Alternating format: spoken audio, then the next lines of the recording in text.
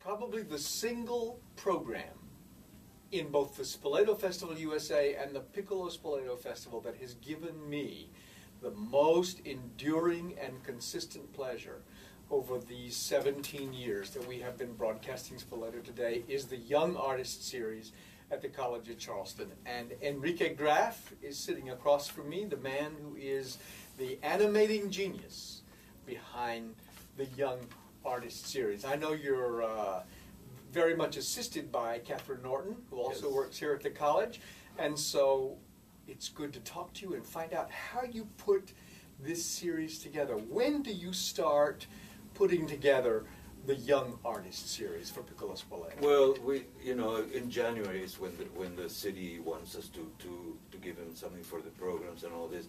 It's difficult because, with students, sometimes you don't know, in January they're playing something very well, but then in May is when they're playing something much better and you want to make changes, but it's difficult, it's difficult.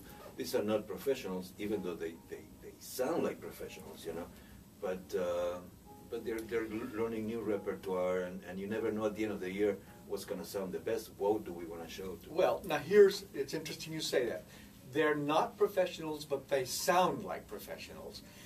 And the thing that's very fascinating to me is that you have you have a lot of students to choose from, but many of them, they're at different stages of their emergence as young, either professional musicians, or they're going to go back out into their communities and help themselves to bring up another generation of musicians.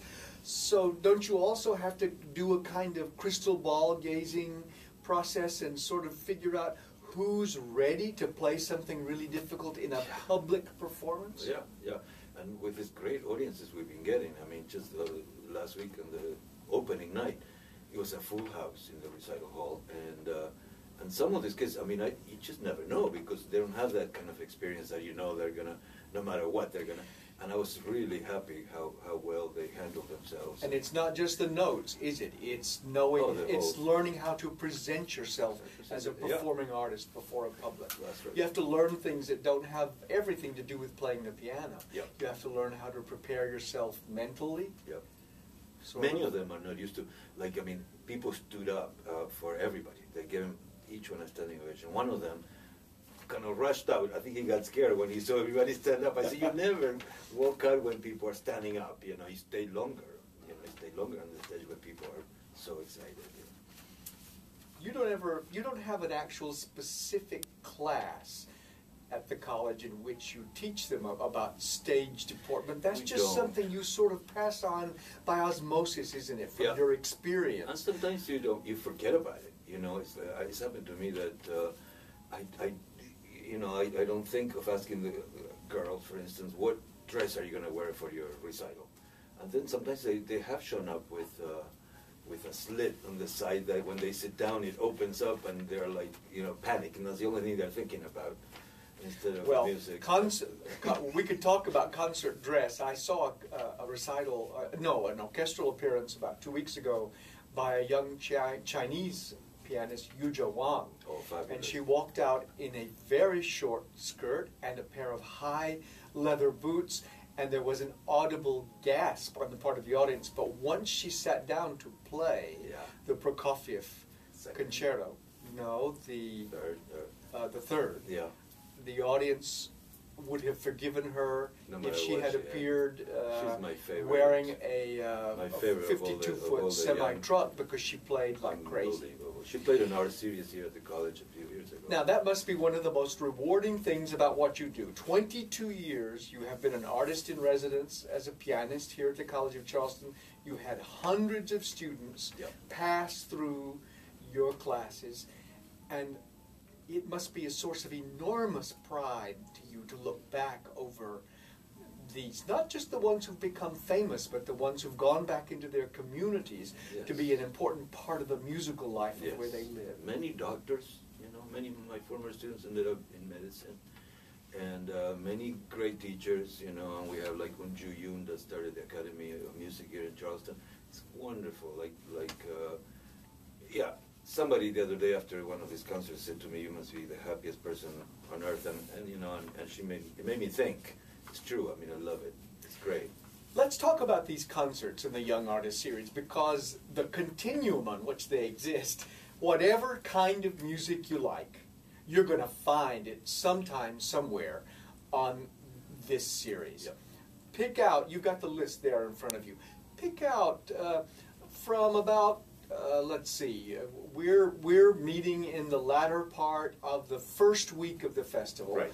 From, say, Thursday, what is that, Thursday, June 2nd? Thursday, June Pick a 2nd. few things from Thursday, June 2nd onward that you think are really interesting. There's going to be a lot programs. of fireworks on Thursday with a list program, lots of etudes, La Campanella, very famous, and the Liszt second piano concerto played on 2 pianos.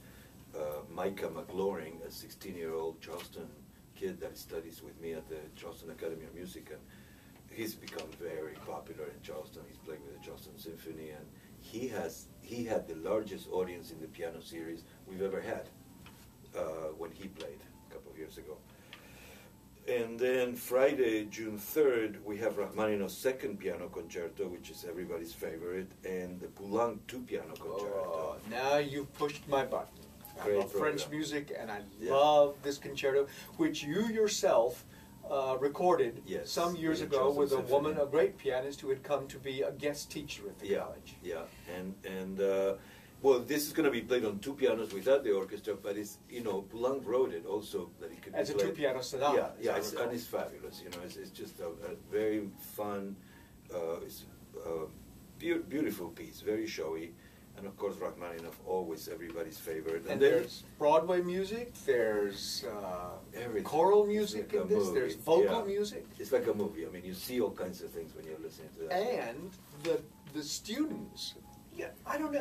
As a matter of fact, you know what? I don't really like to call them students, because once we get to this series every year, you put the student label behind you, because now when you walk out to perform in front of the public, you are Yes, a performing artist. Yes. You're no longer a student. In fact, the people in the audience, it matters less to them where you are in all this development than that you just give them the kind of experience they are looking for and hoping for when they come there. Yeah. Who are some? We got a little Let me tell you United about Nations Saturday here. too. Also Saturday, June 4th, because we're going to hear Prokofiev's second piano concerto that day, which is one of the Oh. hardest pieces And ever. the one that no one knows. I know. but Interesting fact about that, is that Prokofiev lost not Prokofiev, but the music, the score for the second concerto was lost in World War II.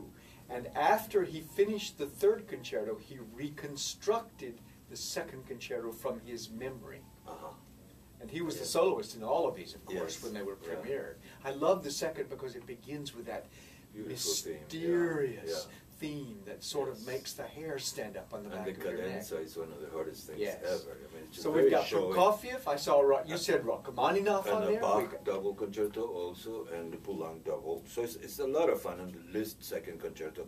This is Thursday, Friday, and Saturday at noon in the recital hall at the Simmons Center for And the we Arts. should stress, these are free concerts. This is one of the No, great... they're No, not anymore? No, they're not. Oh, that's a pity. No, But yeah. economic realities are economic realities. That's right. And maybe $10. it's good for us to note that it was wonderful when the concerts were free, Yeah. but that the arts are facing the same kind of challenges that every other arts organization is facing.